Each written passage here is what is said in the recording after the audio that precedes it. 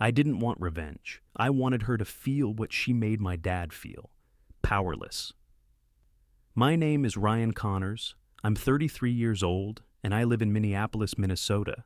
But this story starts 16 years ago in our old house on West Broadway with a quiet morning that would change everything.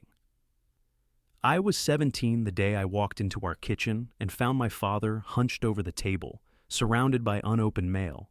I didn't notice the details at first. The bills, the pale color in his face, the way his coffee sat untouched. Just that something felt wrong. I said his name. He didn't move. I remember thinking he was asleep. That was the first hope. Then the second thought came, and I wished for the first one back. The hospital said it was a heart attack. Stress-induced cardiac arrest, the doctor explained, while my mother cried beside me. But it wasn't just stress, it was what they did to him. My dad had worked for Walker and Klein Consulting since before I was born. 16 years. That company was his second home. His clients trusted him, his peers respected him, and his weekends were spent polishing presentations like they were works of art. He gave them everything, and in return, they merged with some bloated conglomerate called Hastings Row, and suddenly, everything changed. The new face of the company was Gwen Hollister. I never met her back then, only heard the stories, but in every version, she sounded the same, a woman who smiled while she twisted the knife. She didn't fire my father outright. That would have been too clean. Instead, she took him apart piece by piece, assigned his top clients to newer, flashier analysts, questioned his decisions in front of the board, started leaving him out of meetings, told him, privately of course, that his work felt emotionally dated. That phrase stuck with him. I remember the way he repeated it under his breath for days, like he was trying to decode it. When he finally quit, it wasn't out of pride, it was survival. My mother begged him to take a break, but he couldn't. He couldn't stop looking for a way back in. It wasn't until I found the pink slips that I understood how bad it had gotten. He hadn't told us he'd stopped getting paid. He didn't want us to worry, but he was drowning, slowly. And Gwen had tied the weights around his ankles herself. At his funeral, people told me how talented he was, how kind, how loyal. I didn't hear any of it. I was too busy watching the woman in the corner, who had once sat on Hastings Row's board, a friend of Gwen's, drop flowers and walk away without a single glance at my mother. That was the moment. That was when I made the promise. I didn't want revenge, not exactly. I wanted Gwen Hollister to feel what my father felt in that last year. The confusion, the slow unraveling of your worth, the way a person can be undone without being touched. So, I waited, I kept my head down, graduated high school, studied international business at the University of Minnesota, then earned my MBA in Boston. Every step of the way, I watched companies like Hastings Row from the sidelines. I learned their tricks, studied their culture, figured out what made them tick and what made them fall apart. By the time I turned 31, I was working for a logistics firm in Chicago. That's when I saw the post. Morrison Industrial was looking for a senior procurement associate, reporting directly to one, Gwen Hollister. I remember staring at the screen for a long time. I hadn't seen her name in years, but the moment I did, everything came flooding back. The funeral, the cold kitchen, the pile of unopened mail. I applied that night. She didn't recognize my last name, of course. Why would she?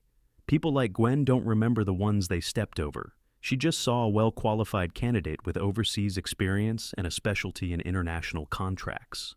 3 weeks later, I was standing in the 27th floor office of Morrison Industrial, shaking her hand. She smiled, said she was excited to see what I could bring to the team. So was I. That was 18 months ago. I've spent every day since building something she thought belonged to her, something she didn't realize I was slowly rigging to collapse. And when it falls, she won't even know what hit her. But I will. Gwen Hollister thought I was just another cog in her profit machine. She never realized I was building the whole thing to collapse. The first time I met her in person, she barely looked up from her monitor. "Ryan, right? Procurement?" she asked, fingers flying across her keyboard. "Let's hope you're better than the last one." I smiled like an eager rookie. "I'll do my best," she nodded. "That's what they all say." That was our entire first meeting. No handshake, no welcome. Just a passing glance from the woman I'd spent over a decade imagining in my mind. And none of it lived up to the real thing. Not because she wasn't sharp or powerful, she was, but because she didn't recognize the chessboard we were standing on. She didn't know I'd already made my first move. I kept it clean. My resume was impressive but not flashy.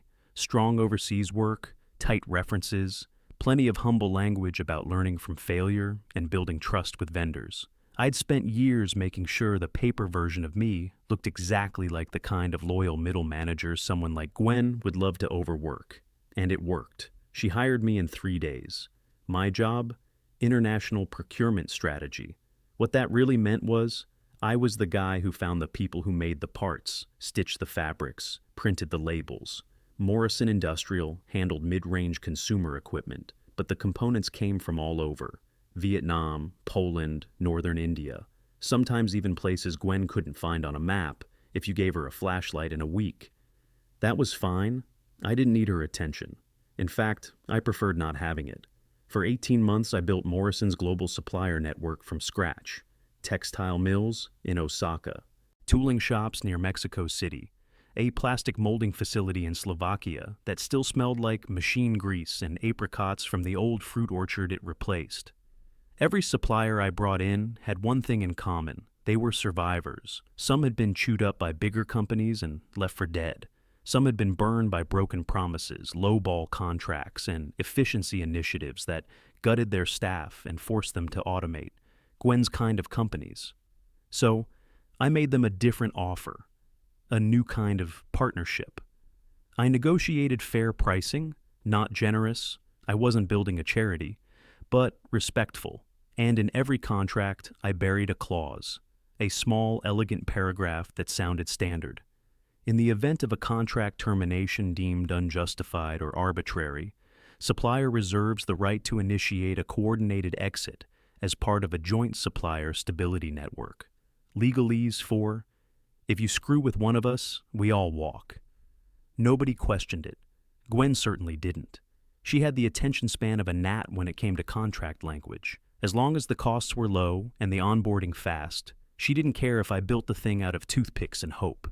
She figured she could muscle her way through anything later. She figured wrong. The beauty of it was in the layering. Each contract referenced another, not in a way that screamed collusion. No, that would have been sloppy, but just enough to create a chain that wrapped around every gear in Morrison's supply engine.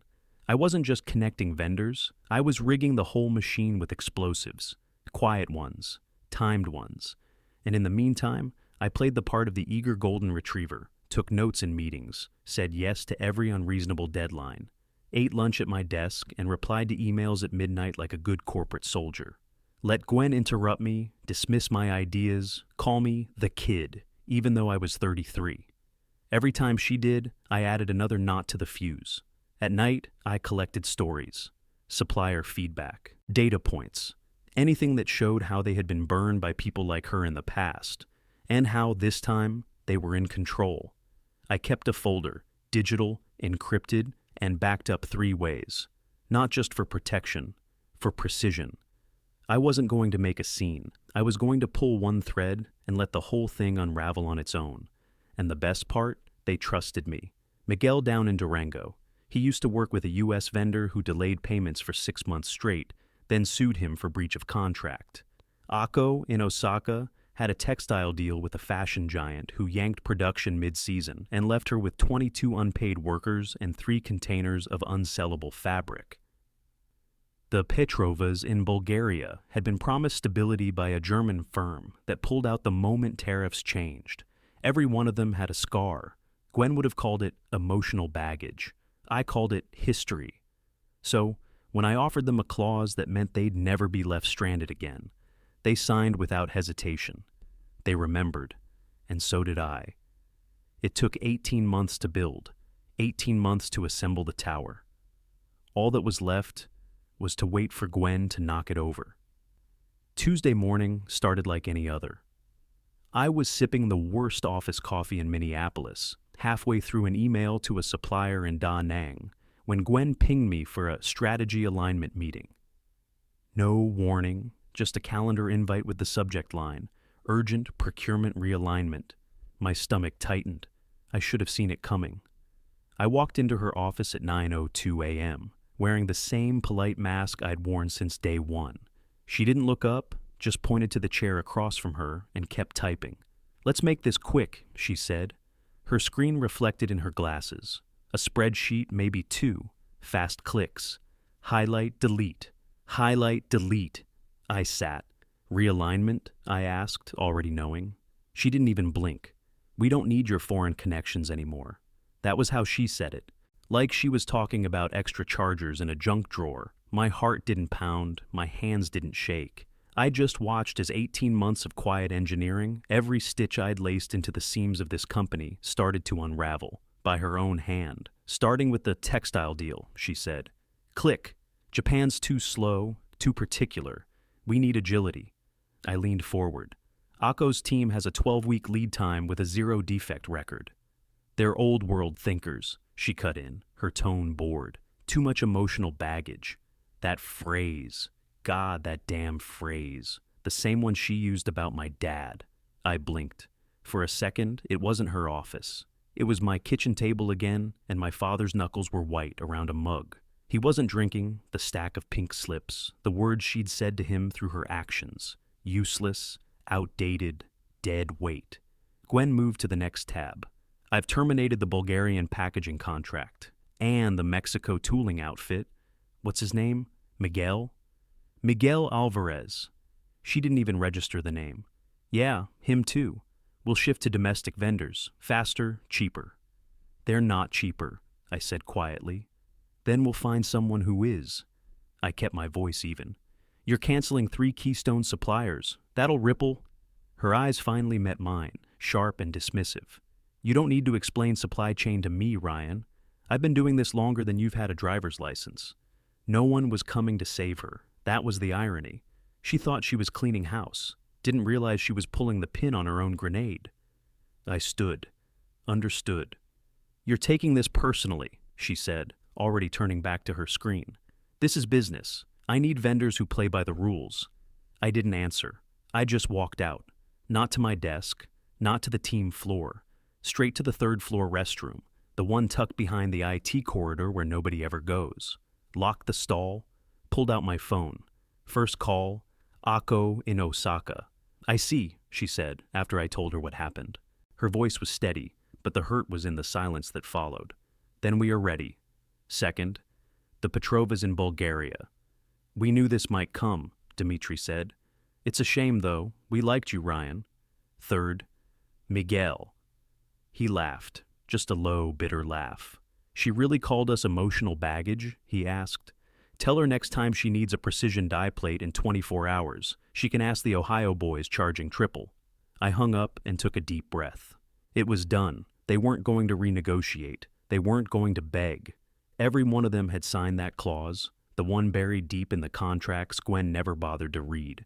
Coordinated exit triggers. If one of them got cut unfairly, the rest could walk. No penalties, no delay. The trap was triggered. Gwen had stepped right on it. 6 hours. That's how long it would take. By 3 p.m., Morrison's logistics dashboard would start showing flags. First, a delayed shipment from Dansk, then a canceled pickup in Mexico.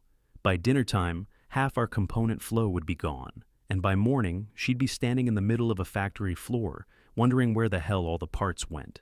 She thought she was doing damage control. She didn't realize she'd just pulled the whole damn foundation out from under herself.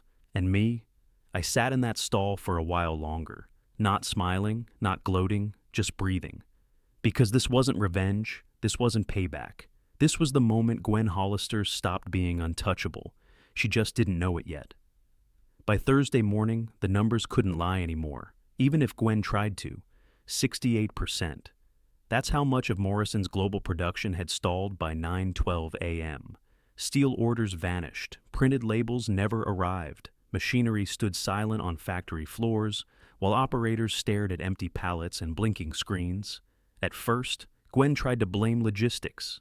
"Global shipping's been a mess all year," she said, pacing in front of the ops team like a storm in heels. "We'll get on a call with freight partners.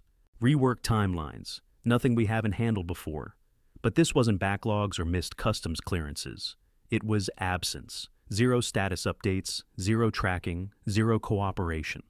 It was like the entire overseas supply chain had vaporized overnight. What about Japan? Someone asked. Gone dark, came the answer from a junior analyst. And Mexico? No shipment since Monday. Phone line says permanently disconnected. It was the same story everywhere. Vendors who once answered emails at midnight were suddenly ghosts. Contracts that had run smoothly for over a year were now under legal review. Emergency orders bounced. Freight carriers canceled pickups. Nothing moved. The ops director leaned over to me in the hallway that afternoon, sweat shining through his collar. "Did you see this coming?" "Some of it," I said carefully. He nodded like I'd confirmed a fear he hadn't wanted to say out loud. Inside Gwen's glass-walled office, the meltdown looked like a TED Talk gone wrong. She stood in front of her whiteboard scrawling bullet points.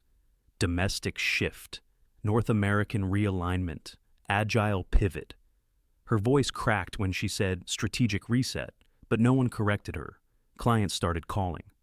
Not just procurement heads, CEOs. Furious ones. By lunchtime, 3 major contracts had been put on pause. One demanded a refund for last week's missing shipment. Another threatened litigation if they weren't fulfilled within 10 days. Gwen doubled down. "This is temporary," she said in a department-wide video call, her smile pulled too tight. "We're transitioning our supplier base to more reliable partners. American partners. Long-term, this is good for everyone." Except it wasn't. Because the American vendors she was scrambling to replace us with, they quoted prices 3 times higher, lead times 6 months out, and they didn't trust Morrison. Not after word started spreading that half our supply chain had collapsed in a week. Meanwhile, I was quiet, but I wasn't idle. I had everything. Every email she'd sent terminating contracts, every signed document where she'd overridden standard review processes, every clause she'd skipped in those supplier agreements, including the ones that triggered automatic coordination rights if one member of the supplier network was terminated without just cause. Clause 9.4.2a, buried deep, written in plain legal English, clear as day and airtight. It didn't just allow them to walk, it allowed them to walk together. No breach, no penalty, just gone. The best part? Gwen had signed off on all of it, not once, not twice, dozens of times. She never read them, never asked, never questioned why I fought to keep procurement contracts in-house rather than passing them to legal. She was too busy chasing her next quarterly margin win to see what was being built beneath her. By Wednesday night, I had printed out a full binder of her approvals, time-stamped, annotated, indexed. I didn't wave it around. Not yet. I let the panic rise first. I watched Gwen call in legal and demand a workaround. I watched her scream at the logistics manager like he'd personally driven every shipment off a cliff. I watched her snap at the finance lead when she asked why we hadn't diversified vendors earlier. And I watched her finally, quietly, walk into Harrison's office, the CEO, and close the door behind her. She was in there 45 minutes. When she came out, her face looked different, flatter, tighter, like her skin didn't quite fit right. She didn't say anything, just walked past my desk like I wasn't there. 10 minutes later, I got a message from Harrison. Subject, urgent, executive emergency session.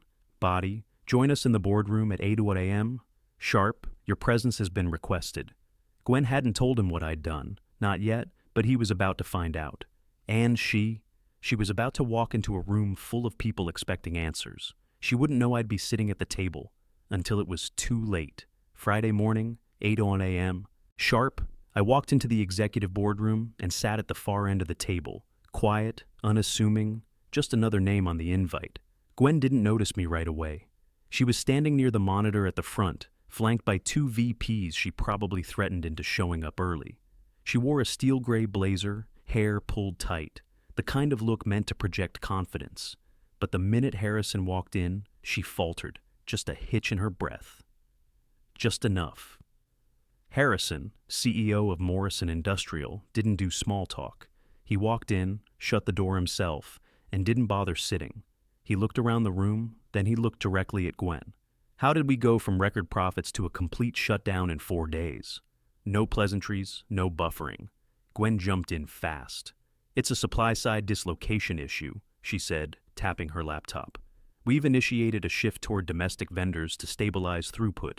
The overseas network wasn't scalable under current inflation and tariff pressures. Buzzwords, slides, graphs. She clicked through a shiny PowerPoint like it was going to distract everyone from the fact that the production floor downstairs was practically a museum. Domestic realignment, she said. Supplier simplification. We're investing in leaner systems. Harrison let her finish. Then he turned toward me. You built these relationships, he said, his voice calm but firm. What really happened? Every eye in the room shifted to me, and for the first time since I'd walked into Morrison 18 months ago, I didn't pretend to be small. I opened my laptop, clicked once. A large photo filled the screen. Ako and her son standing in front of their Osaka facility, holding a bolt of patterned fabric with 3 generations of their family stitched into the design. The room was silent. These weren't just suppliers, I said. They were our edge. Click Miguel in Durango, his daughter adjusting her safety goggles in the background as he trained her on a new lathe. Click. The Petrova siblings outside their rebuilt warehouse in Bulgaria, loading pallets onto trucks bound for German retail stores.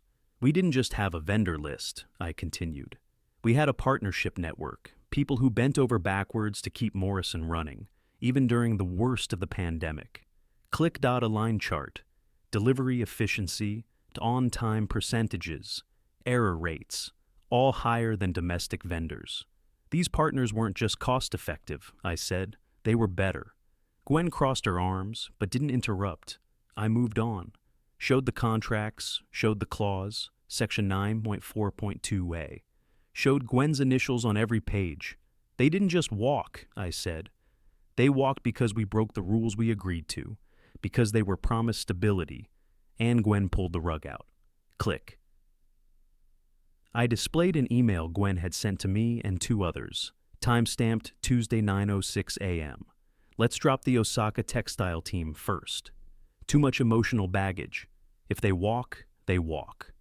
There was a beat of silence, then another click. A translated reply from Ako, sent to my personal inbox after I made the call. We remember what it's like to be discarded. We don't forget. Neither do our peers. I looked up. They didn't coordinate their exit out of spite, I said. They did it because we gave them a clause and a reason. Gwen's jaw was tight now, still silent, still staring at the screen like she could will it into a different reality. But it wasn't over. Click side-by-side photos. Gwen's internal notes mocking supplier communication delays due to translation with a comment. They need to learn English if they want to keep our business.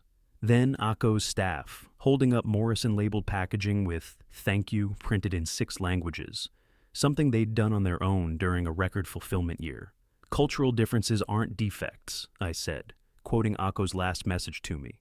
They're strengths, until someone at the top decides they're inconvenient. No one was moving now, not a rustle of paper, not a sip of coffee, just quiet. And Gwen?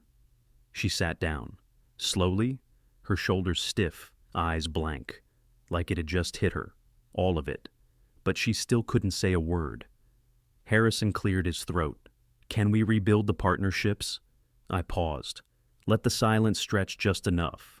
Yes, I said, but not as long as things stay the way they are. Gwen looked at me, just barely, like she wanted to say something, argue, defend, deny, but she didn't. She didn't have a play left, and in that moment, she knew it. This wasn't about profit margins anymore. It was about trust, and she'd spent her entire career draining every drop of it. Now she was watching someone else fill the room with something she couldn't control. Truth. Receipts.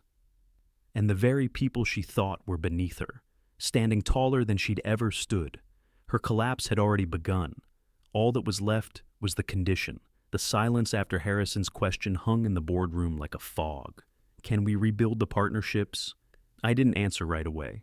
I closed my laptop slowly, folded my hands, and looked around the table. Directors, legal, finance, operations. Then Gwen. Her face was unreadable, but her eyes had finally gone still. She wasn't trying to win anymore. She was trying to survive. "Yes," I said, "we can rebuild them." A breath of relief swept across the room. "But," I added, and just like that, every muscle around that table tensed again. "There's one condition." Harrison raised an eyebrow. "Let's hear it." I reached down and pulled out a folder I'd brought in my briefcase. I didn't make a show of it, just laid it on the table and slid it forward. "These are statements from every international partner I contacted after the fallout," I said. 17 total. I didn't beg them to come back. I didn't make excuses. I just told them the truth. What happened, who made the call, and what Morrison's next steps would be. I paused. And they were open to rebuilding, but only with one requirement. Harrison opened the folder. Inside were printed statements, each on letterhead or signed PDF. Some handwritten, some formal, some blunt.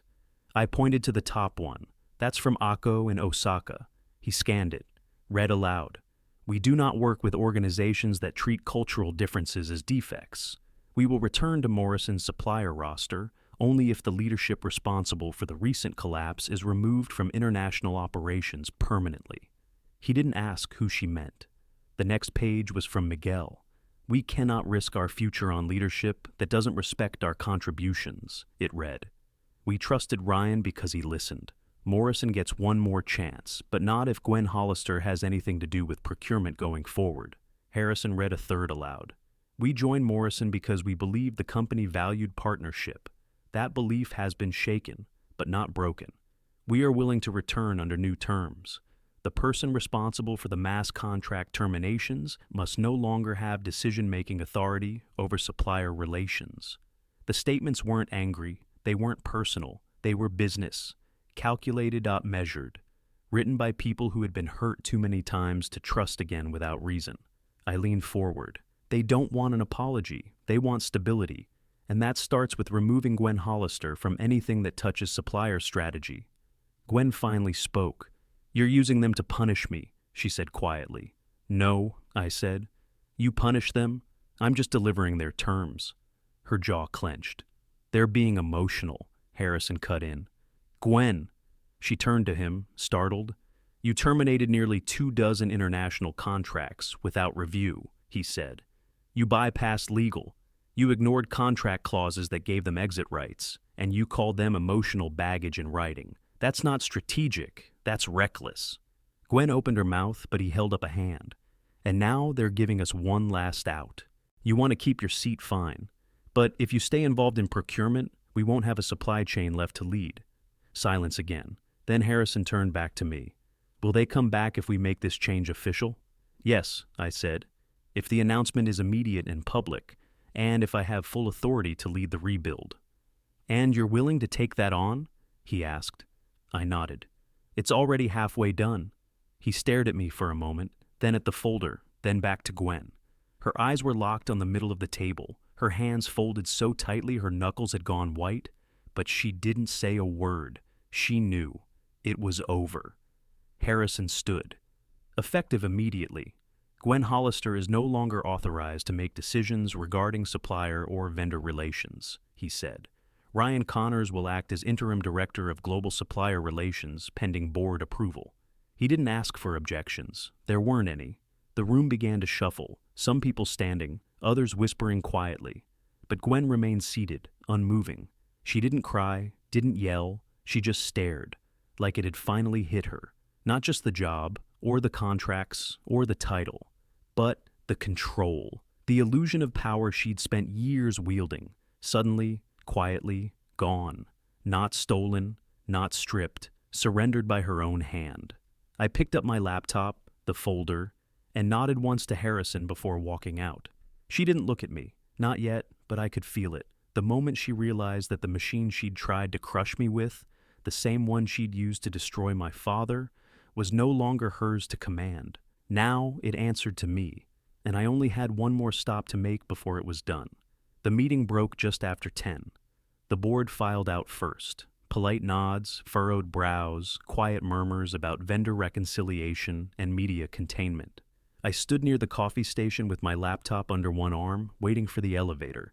She came out last. I could feel her before I saw her. that tight staccato rhythm of heels moving too fast on tile, a rhythm I'd memorized after 18 months of watching her strut through the office like she owned it. But not today. Today her pace was clipped with something new. Panic. Ryan. I didn't turn, just pressed the down button and waited. Ryan, we need to talk. I looked over. Gwen Hollister stood a few feet away, jaw tight, eyes wide. The kind of look people wear when the world they built is suddenly sinking and they can't find the plug. Her voice wasn't cold anymore. It was sharp around the edges, like a knife that's lost its confidence. "What did you say about me?" she asked, her tone low, almost desperate. I shrugged. "Nothing you didn't say yourself." Her lips parted, searching for a rebuttal. "You made them think—" "I didn't make them think anything," I said calmly. "They read your words, heard your tone, saw the damage. I just showed them the truth." She opened her mouth again, but the elevator dinged and the doors slid open. I stepped in, turned to face her. She didn't follow.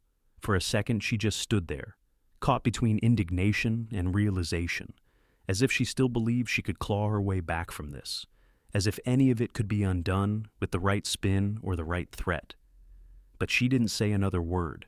"You know what the suppliers told me?" I asked, just before the doors closed. "They trusted Morrison because they trusted me, and you proved why they never trusted you." That was it. No victory speech, no anger, just the simple truth she'd spent her whole career dodging. The doors slid shut between us. I didn't look back. She stayed on that floor, standing in front of the boardroom she used to command, alone in a hallway that suddenly felt too quiet. I knew that look on her face. I'd seen it once before. On my father's face the day he realized he'd been pushed out of the world he helped build. The difference? My father didn't deserve it. She did. 3 weeks later, Gwen was reassigned to regional customer service operations. The official email called it a strategic refocus. No one believed it, not after what happened. Her new office was in a distribution center outside of Duluth, answering calls from clients asking where their shipments were. Her LinkedIn stopped updating. Her name disappeared from the leadership page. She still had a job, but not power, not access, not respect. And me? I didn't gloat. I didn't throw a party, because I didn't need to destroy her. I just let her destroy herself. The email went out that Monday. Effective immediately, Ryan Connors is appointed Director of Global Supplier Relations. No interim, no acting, full authority. Just like that. I didn't celebrate. There wasn't time for it. The supplier network Gwen had dismantled in 3 clicks took 6 months to rebuild, not because the partners were vindictive, but because they'd been through this kind of betrayal before. They didn't want promises. They wanted proof, so I gave it to them. Week 1, I flew to Osaka and sat with Akko's father over hot tea and a silent workshop. I didn't talk about profit margins. I listened. I walked through the factory floor, nodded to every worker who paused their machines to greet me, and signed a 5-year commitment clause in their language, not mine. Week 2, I met Miguel in Durango. We drank mezcal in folding chairs behind his workshop, while his daughters showed me their engineering prototypes. I brought their old tooling specs and a revised contract, one that included bilingual support, cultural training for our account reps, and a direct line to my desk. The Petrovas in Bulgaria weren't sure at first, but when they saw that I'd added a clause to protect their partners too, a clause Gwen would have called soft, they agreed to come back under one condition. We put someone local on the oversight committee. I approved it on the spot. By the end of month 3, 90% of the original partners were back on board. We introduced mandatory supplier sensitivity training for all Morrison executives. I hired a third-party ethics advisor to oversee future international deals. We implemented contract stability guarantees. If Morrison pulled out early without cause, we paid. Not because it was generous, because it was fair. The rebuild worked, production returned, clients came back. Even the operations team that had once sided with Gwen sent me a thank you card after we restored the supply chain.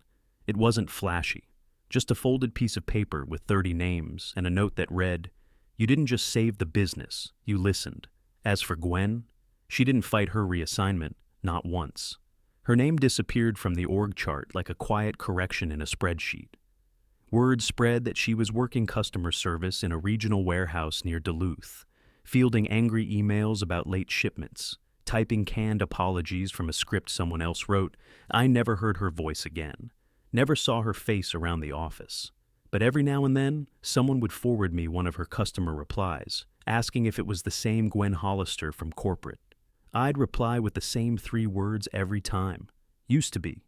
She lasted 8 more months. 8 months of cold coffee and headset static, answering to the kind of people she once belittled. She was eventually let go in a quiet restructuring. No fanfare. No golden parachute.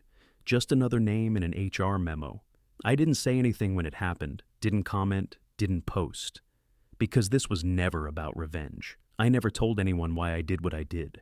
Not the board, not the suppliers, not even the team who watched it unfold day by day. I never said a word about my father, about the panic attacks in parking lots, the pink slips hidden under his bed, the man who'd once mentored half his firm but died thinking he'd lost his edge. Because it wasn't about vengeance, it was about balance, consequences. Some people rise by stepping on others. Gwen did that her whole career. And, in the end, she learned the truth. The people you dismiss on your way up are the same ones who pull the plug when your ladder cracks.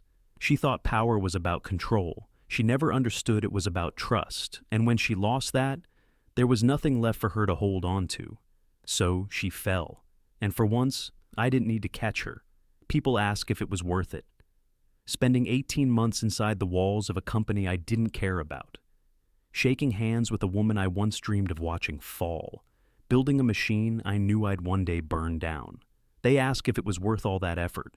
For what? A demotion? A silence? A transfer to some warehouse in Duluth? They're missing the point. It was never about revenge. I didn't want her to suffer. I wanted her to understand. To feel what my father felt. The quiet unraveling of your worth. The invisible hand closing around your chest while the world tells you it's just a bad week. A phase. Nothing personal. He never got closure, so I took it. Not by screaming, not by flipping tables or going public or suing anyone. I didn't need headlines. I needed balance. People like Gwen don't believe they can be wrong. That's their armor.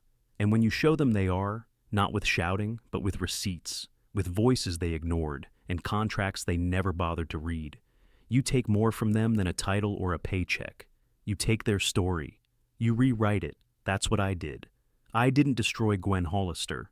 I just turned her into what she always feared, irrelevant. And me? I rebuilt the very thing she tried to erase. Not just the supplier network, but the idea that trust matters in business, that respect isn't a liability, that cultural difference is strength, not friction. Morrison learned. I made sure of it. But I never told anyone the truth. Not Harrison, not my team, not even the suppliers who cheered me on. I never once said my father's name in a meeting. Never told them about the night I found him at the kitchen table, face pale, surrounded by bills he never wanted us to see. I kept that part for myself, because this wasn't about making the world feel bad for him. It was about making sure no one ever did to someone else what Gwen did to him. Quiet erosion, death by 1,000 slights. Now I carry his photo in my desk drawer, just a small one. Him in his office, sleeves rolled up, tie loose, flipping through a folder with that half smile that meant he'd just solved something nobody else could. I don't look at it every day, but when I do, I remember why I started, and I sleep easy now. Not because I won, but because I kept my promise. She finally knew what it was like to be discarded, and she couldn't escape it.